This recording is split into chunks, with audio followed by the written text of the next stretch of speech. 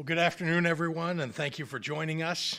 I am very glad to be here today with Mayor Sam Cunningham of Waukegan, Mayor Sheila Chalmers-Curran of Mattison, Illinois Department of Insurance Director Robert Muriel, and two small business owners who are among the intrepid entrepreneurs that are job creators and opportunity builders across Illinois. Felicia Goodwin, who owns Z Boutique, a clothing store in Calumet Heights, and Jonathan Swain, who owns Kimbark Beverage Shop, a beer, wine, and spirits store in Hyde Park. Over the last 10 days, peaceful protesters, motivated by the killings of George Floyd and countless others who've lost their lives to systemic racism, the tens of thousands have taken to the streets in Illinois, in Anna, in Springfield, in East St. Louis, in Decatur, in Chicago, in cities and towns across our state to call for justice, for police accountability, for reform, and for an end to the disparities in healthcare and food access, job opportunities, education, and housing. There were also those who tried to steal the peaceful voices and importance of this moment by looting and burning and damaging small businesses and private and public property, especially in communities of color. The pain being felt by so many is amplified by the global economic devastation that's been brought on by the COVID-19 pandemic. For our small businesses that succeed or fail at the margins, each setback is all the more difficult to come back from.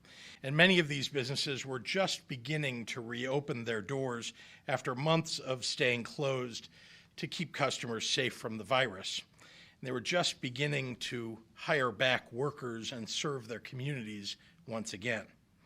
Insurance companies must do everything in their power and are obligated to give their customers the funds they need to rebuild and get back on their feet as soon as possible. Help can't wait. To that end, my Department of Insurance held discussions with major insurance industry companies about the need for quick and robust support they must provide Illinois business owners who have experienced property damage, including those that experience vandalism and looting. These expectations have been laid out in a Department of Insurance bulletin to Illinois insurers released today, including expediting claims and providing advance payments, all while erring on the side of policyholders in decisions that they're making related to these catastrophic events. That means that to the extent a policy includes business interruption support payments, those dollar amounts should be based on business activity levels prior to the impacts of COVID-19. We also expect insurers to implement a moratorium on the cancellation or non-renewal of impacted policyholders for 60 days from today. In short, insurers must do the right thing and do it fast, with all consideration to assisting business owners to get back up on their feet and reopen as soon as possible. The Department of Insurance will be paying close attention to any reports of insurance companies not upholding their policies or standing in the way of our business community's rebuilding. I won't hesitate to hold any bad actors accountable. We encourage business owners who feel that their insurance company isn't honoring the terms of their coverage to file a complaint with the Illinois Department of Insurance at insurance.illinois.gov. Supporting community retail stores, restaurants, and services that make our neighborhoods stronger is just one piece of a broader rebuilding that we have ahead of us as a state. Illinois can and will lead the nation in truly addressing the inequities facing those who have been left out and left behind. I'm committed to building an Illinois that serves all of our residents. That work is more important now than ever. With that, I'd like to turn it over to the mayor of Madison, Mayor Sheila Chalmers Curran. Mayor.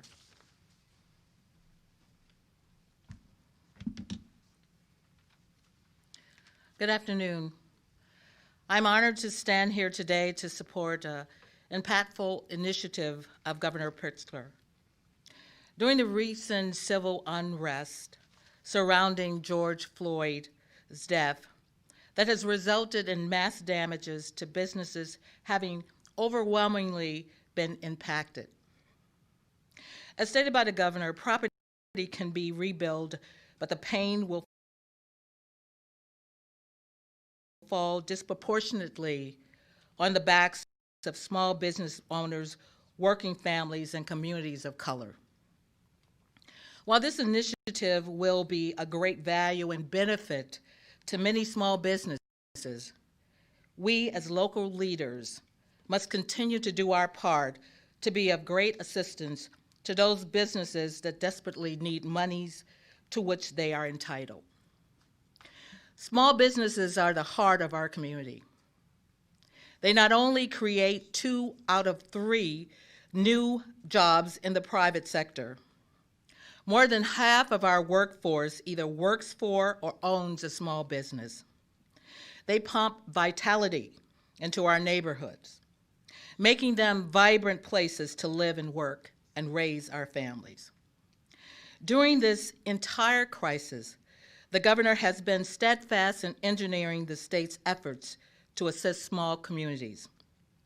I thank you, Governor, for your dedication to our entire state, and I stand in support. At this time, we'll bring forward the Mayor Cunningham. Thank you very much.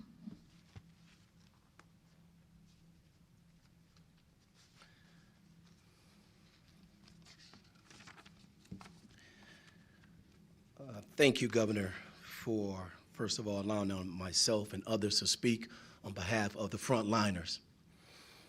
For those who don't know, my name is Sam Cunningham, and I'm the mayor of the city of Waukegan. And I, at this time, would like to thank the governor and his staff for inviting us here today to give you some remarks as it relates to the unfortunate death or murder of Mr. George Floyd.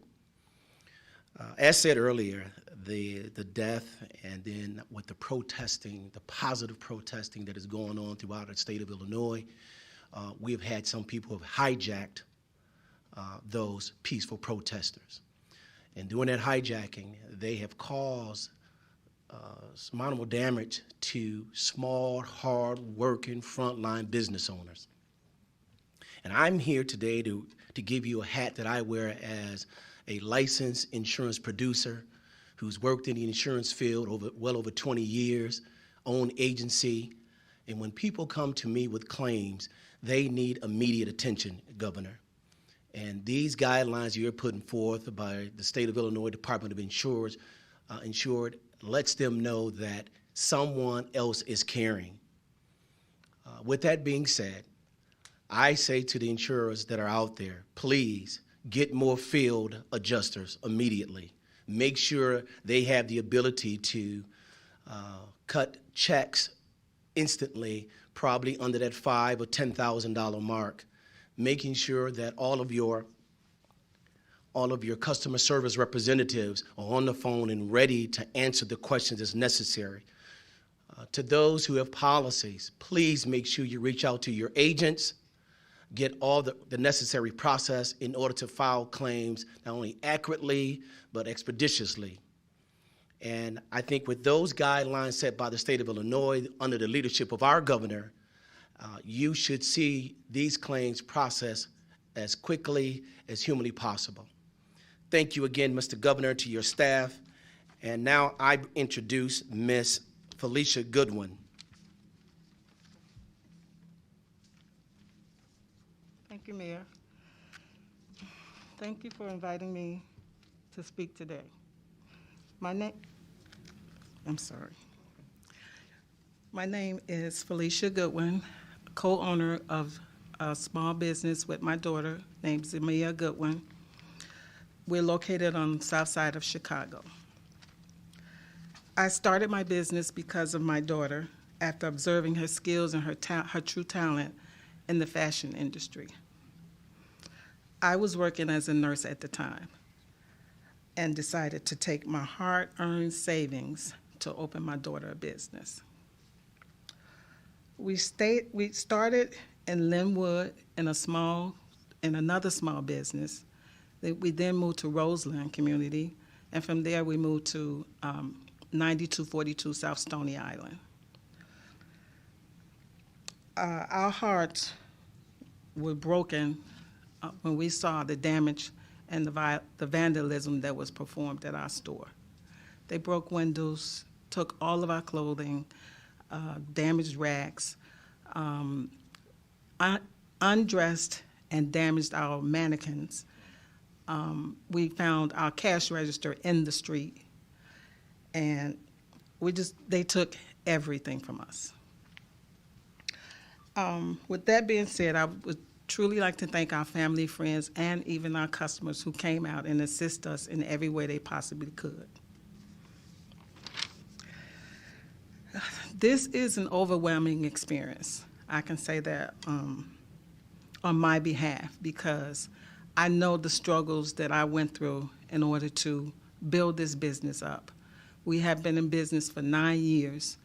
We so many times got to the point where we said we would just close our doors because it was a struggle. But we stayed and we did the work.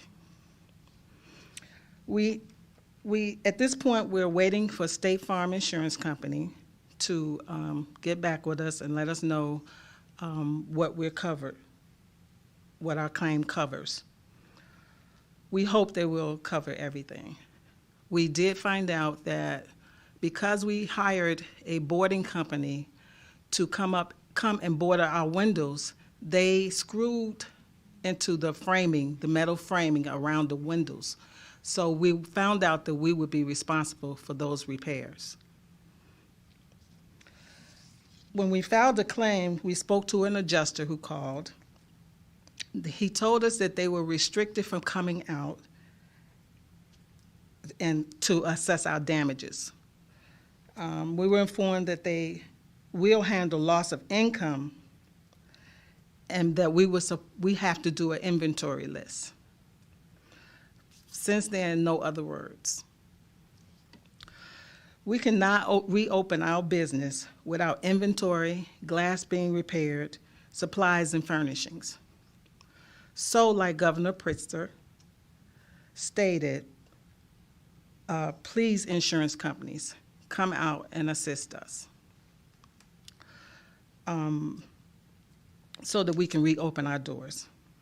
This is an emergency for us and many other small businesses. I appreciate being able to share my story and give a voice for those other small business owners of the Chicagoland area. We have worked so hard to build our communities. I cannot say enough on the behalf of the small business owners to the insurance companies to please come out. Don't just ask us to make out a list. Come out and help us and assist us. Thank you for your time, and I'd like to introduce Jonathan Swain.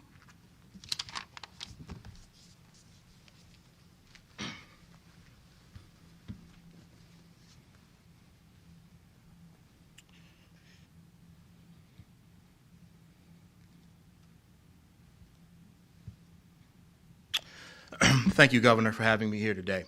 My name is Jonathan Swain, and I'm the owner of Kimbark Beverage Shop, also known as Kimbark Liquors, in Hyde Park on 53rd Street.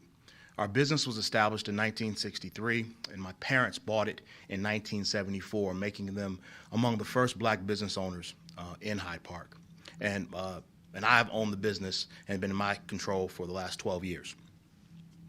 Our business was broken into by people not connected to protesting, but those that use the guise of civil unrest to steal and to burglarize us. When I got the call at 6:30, when I got the call at 6:30 in the morning, went to the business. The first call once I arrived was to my wife. My second call was to my insurance agent, and thankfully he called me back within the next hour. and I'm grateful to him for being there in our time of need. I will say that my experience with insurance is not like what I just heard here from State Farm. My insurance company has been very, very gracious in terms of communicating information, walking us through the process, but also being empathetic. The adjuster that I spoke with told me that she's not seen things this busy, and she's dealt with hurricanes and things like that, but she understood that on the other side of that phone was not just a business owner looking to get property replaced, but it was a person who's invested their lives in trying to rebuild and build a existence for their families and for one or two generations. And I do appreciate that. Governor, I appreciate you having this press conference encouraging insurance companies to pay out quickly, partly because small business owners, in particular black business owners, do not have the strong balance sheets that they can use, that are full with cash to use to pay some of these upfront costs. We're trying to get our business back open now, and we have to pay staff to come in to get the business ready. We have to replace fixtures and damage. We have to replace computers, which are our registers, which we can't operate without. And we have to purchase inventory. And yes, insurance may cover that, but we have to pay it out now if we want to get back open. What most people don't understand about small businesses is they're not operating off trying to make huge profits, they're operating off cash flow. And if their doors are closed, they're unable to succeed. And so I would encourage insurance companies to move quickly, because your decisions are the difference between businesses existing and businesses not existing for generations to come. So with that said, Governor, I'll invite you back up to answer questions. Thank you very much, John.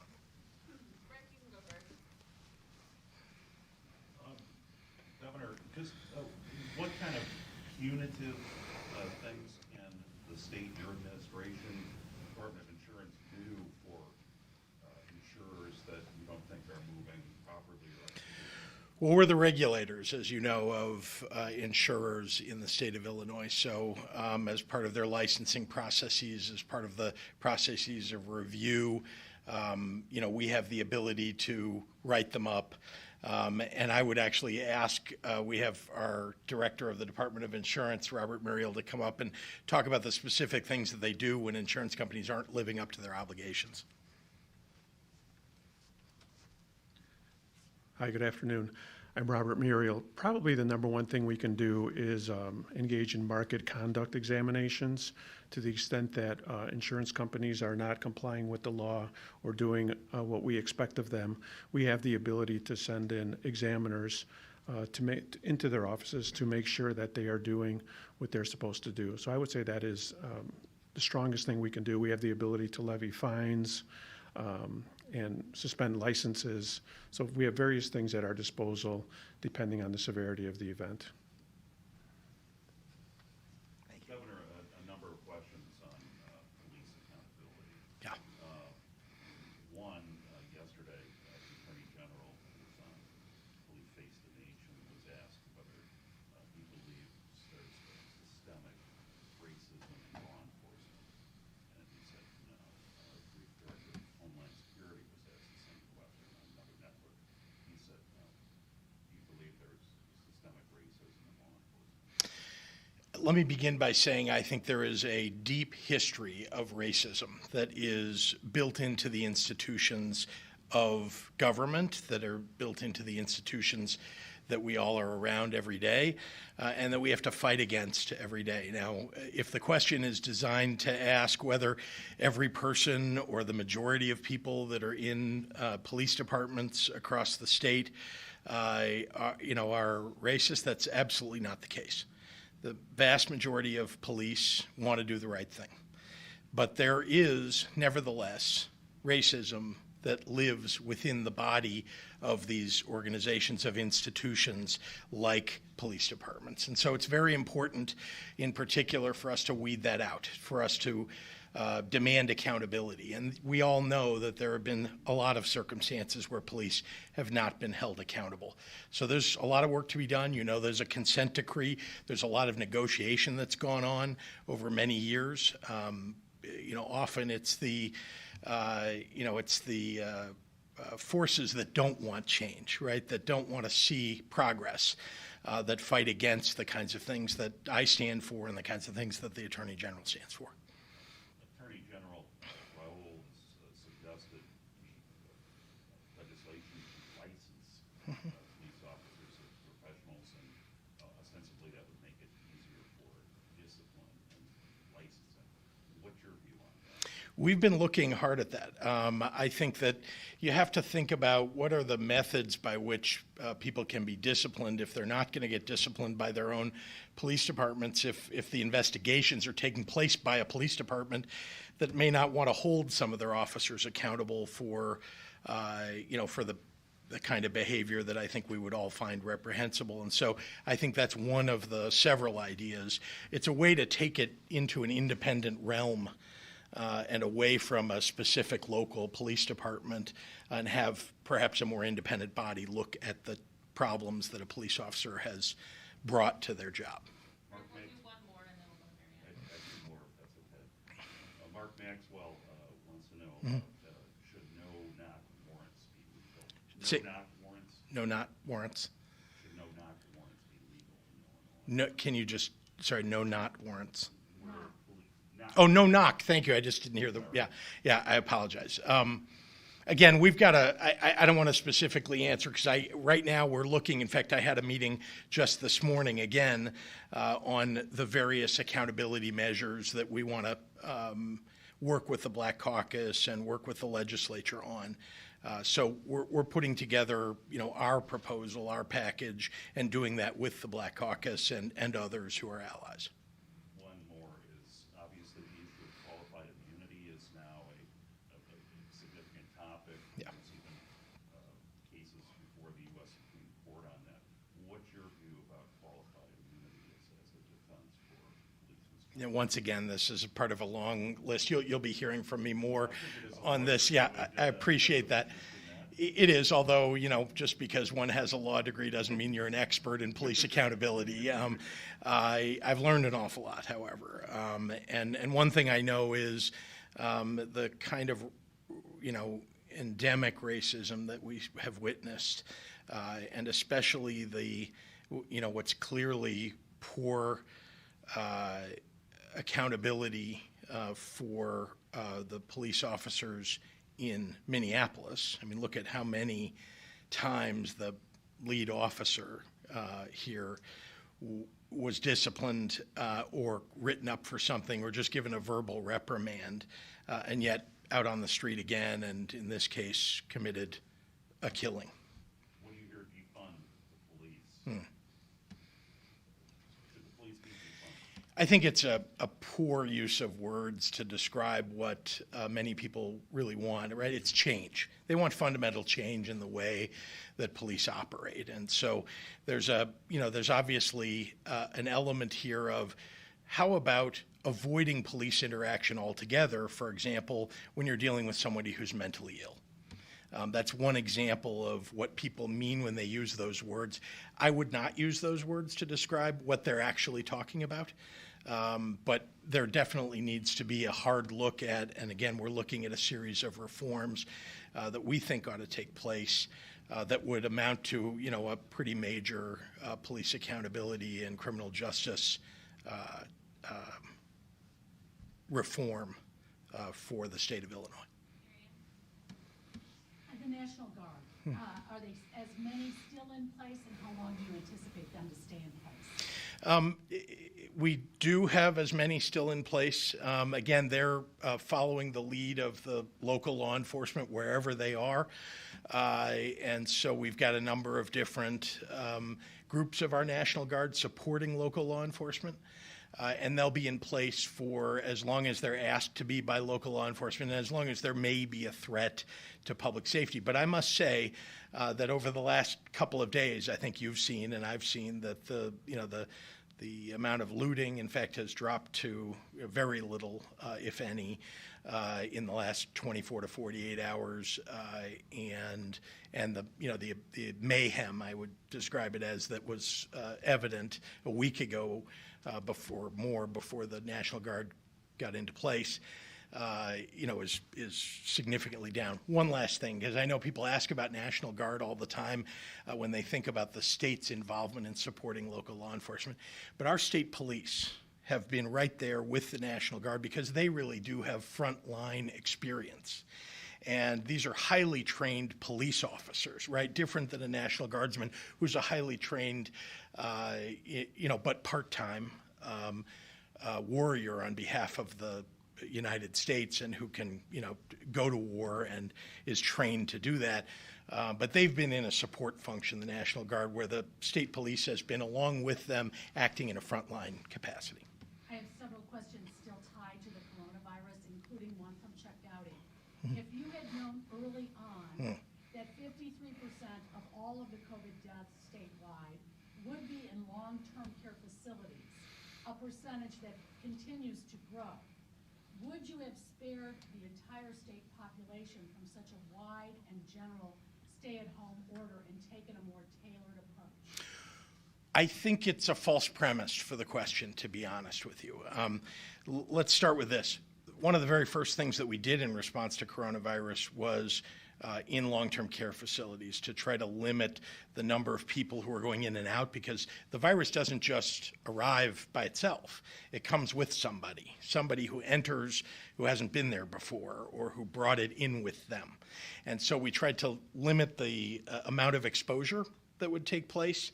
We started doing medical checks on everybody walking into a facility that works there, that was allowed in. And then, of course, as we had testing ramped up, testing. So a lot has been done and was done even early on in those facilities. That isn't to say that this hasn't been an enormous challenge. It is for every state in the United States. I think you've seen this really everywhere. But the fact is that the stay-at-home order was designed also to save and to keep healthy the rest of the population, because it's not like it's limited to nursing homes. It just happens that in very, tight congregate settings, and we know this from our prisons, our long-term care facilities that deal with non-seniors, and then, of course, our nursing homes, that those are the most difficult of the circumstances. But I think you saw that we brought down and kept down that curve. If you look at many other states, their curve was much higher. Ours was kept down significantly and now is dropping, I don't know if the right word is precipitously, but it's dropping. And so I'm actually proud of the work that was done. I think we did it the right way because we were early.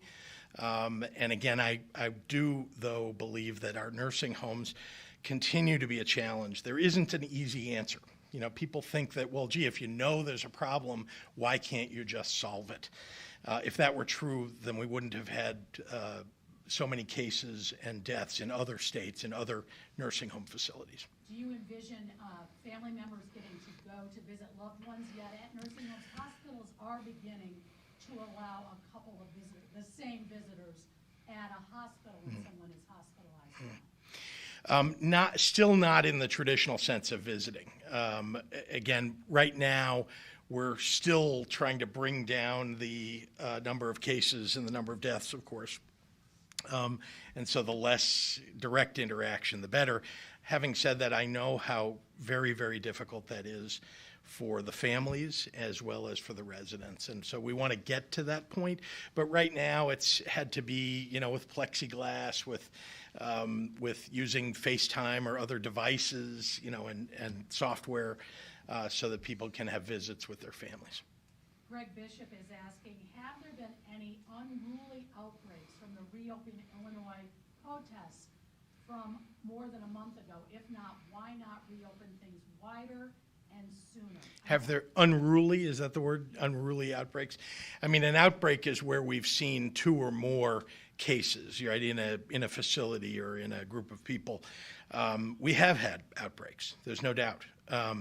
And I worry, as you've heard me say over the last week, I worry about the thousands and thousands of people who were in very close quarters with one another, though they were outside, and it's at this point seems to be the advice of epidemiologists that being outdoors is better than being indoors. with people. And so I'm hopeful that we can bring down the number of outbreaks because of all the surveillance testing that we're doing. And I want to again point out that you can't do that if you don't have a significant number of tests and specimens being taken. And so we continue to try to ramp that up. There are challenges still along the way. It isn't just a matter of, we'll buy more swabs, buy more VTM. It's also accessing the machines that are privately owned, and there are a limit on the number of them and the number that can be manufactured. And so just having access to those, signing agreements with the folks who own those, that's part of the effort. That's why we have kind of an independently well, it's not independent, but kind of a program put together to spin up more testing, even though we're one of the largest testing states in the nation.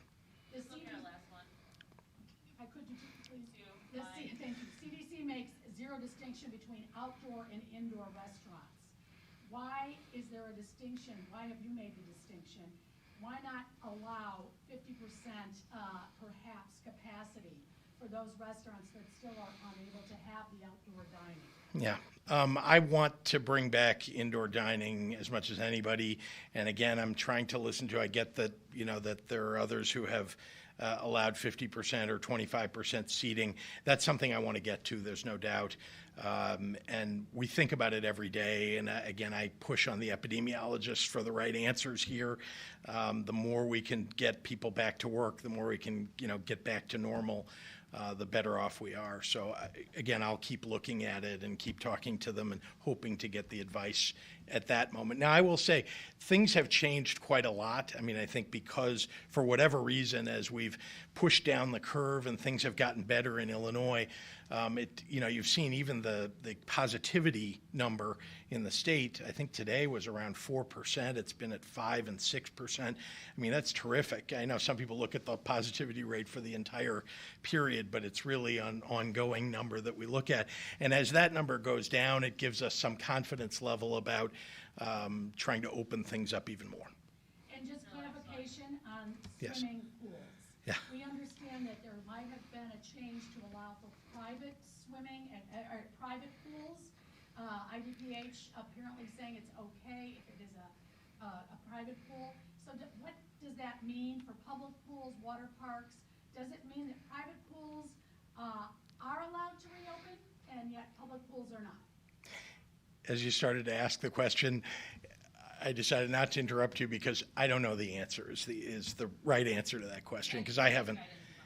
Yeah, but the point is that IDPH is looking at, there are so many areas of our economy, so many areas of outdoor recreation and so on. I don't happen to know about that particular one. So we'll get you the answer, though, I promise. All right, thanks so much. Thank you.